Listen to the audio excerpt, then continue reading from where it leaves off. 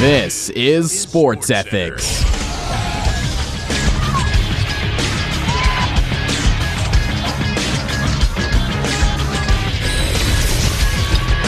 Hello and welcome to Sports Ethics. I'm Tom Garris. And I'm Adam Brobst, and we're your ESPN Ombudsman. And we have a few obligatory statements to get out of the way before we get the show started. First off, LeBron James, the Cavaliers forward, LeBron James. Am I forgetting anything? Yeah, Johnny Manziel, Steph Curry, Johnny Tim Manziel, Tebow. Steph Curry, and one more thing, LeBron James. But first off, we're here. We are going to get into the meat and bones of our episode tonight, women in sport media. You're darn right, Tom. Data for 2013 shows that women are now 1/3 of the audience to flip on ESPN. But the thing is, that may not be represented on the screen. That is, female sportscasters aren't getting the time they deserve, and when they do, it's not the same as men. For instance, women may not be color analysts or play-by-play. They might be only on the sidelines, but for more on this, we're going to send it to Emily Varga with her segment on the sidelines.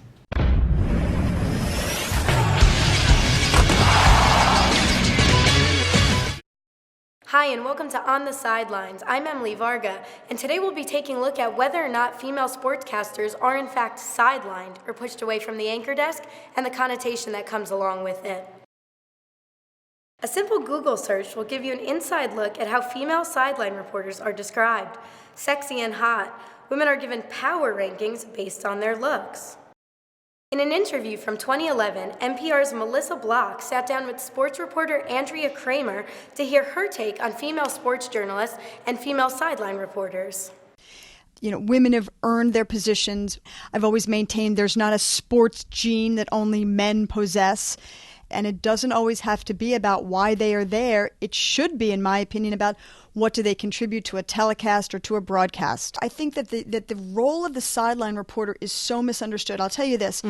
If people had any idea how difficult the job is inherently, I mean, think about it. You've got 65,000 people screaming. You've got somebody talking in your ear. You've got to say something that's meaningful in about 25 seconds. The limits are amazing, but you're there for your observational skills and to report, and there is reporting that can be done. See, I think that's the key, Melissa, is I think with the role of sideline reporter, the word reporter gets lost. You know, when I talk to women, particularly those who are breaking into the business, I emphasize that the work of one reflects on the work of all. And when it comes to, I know that halftime interviews in particular get assailed, but the bottom line is this.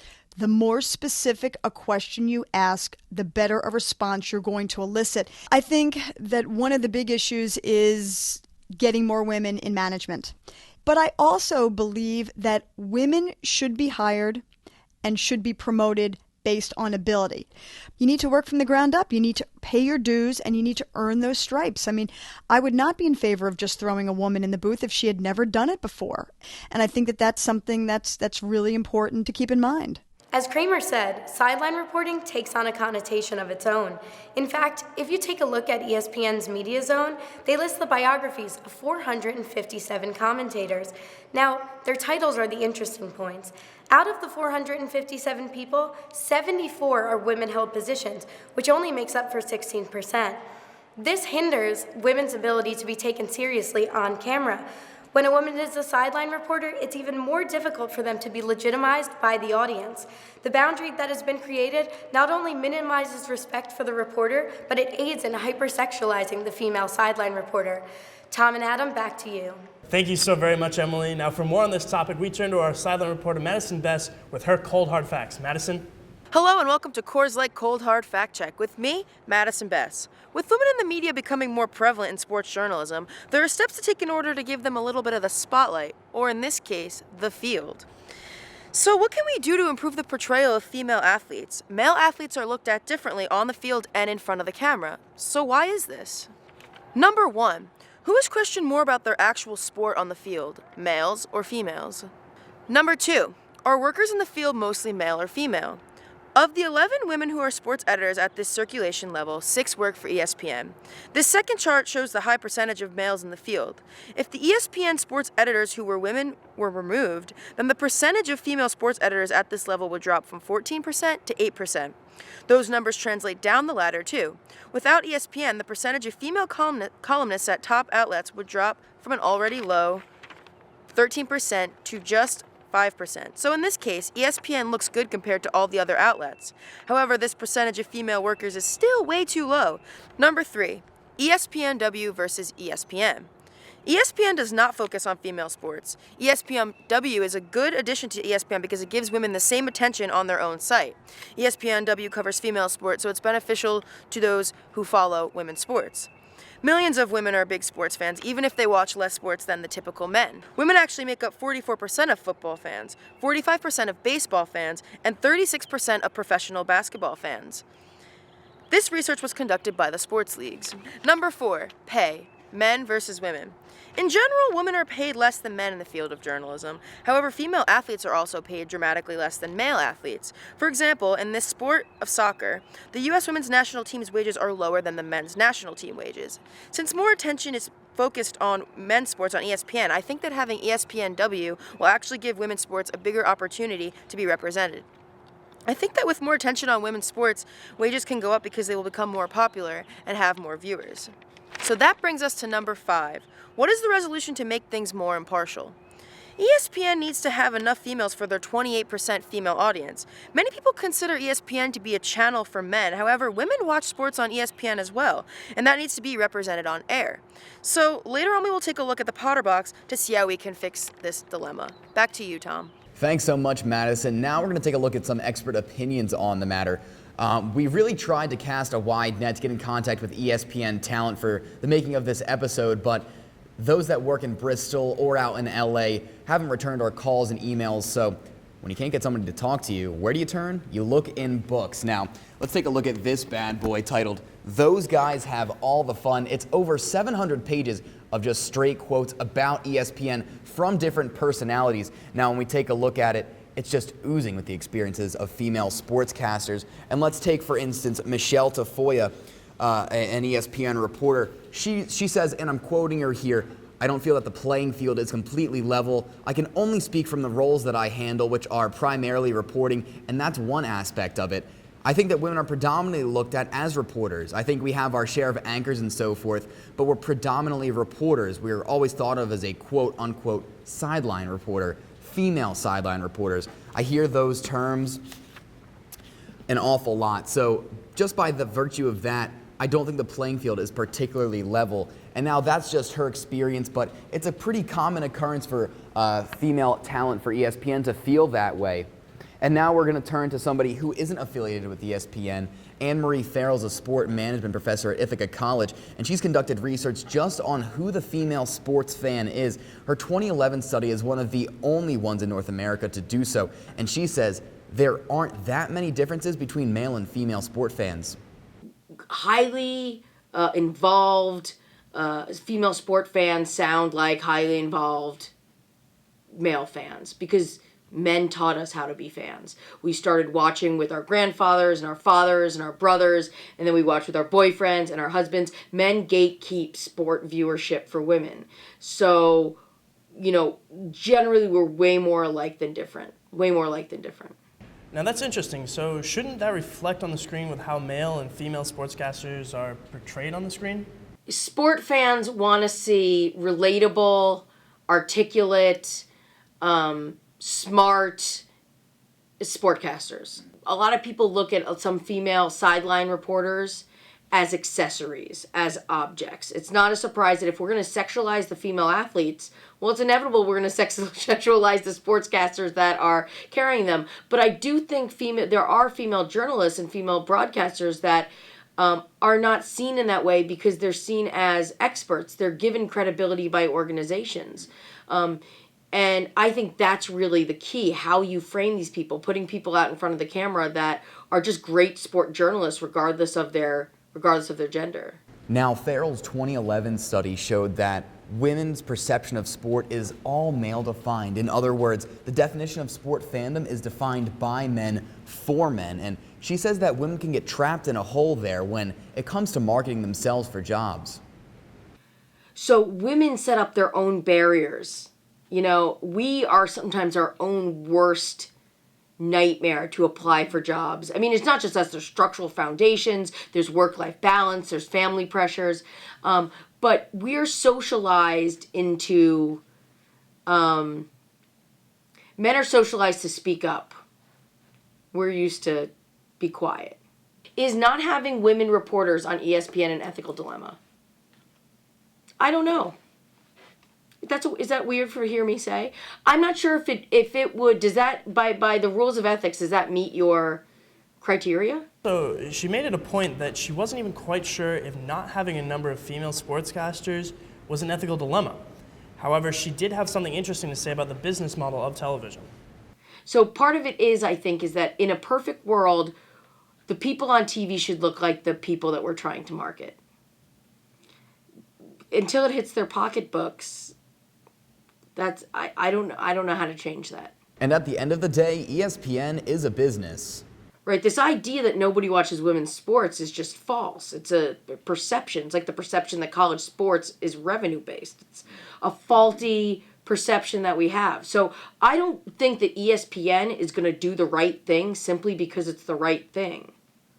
Why would they? They're here to make money. We also had the pleasure of sitting down with ESPN Ithaca's Jeremy Menard. Mr. Menard talked to us about ESPN's content management. When you think of sports, you guys, what do you think of?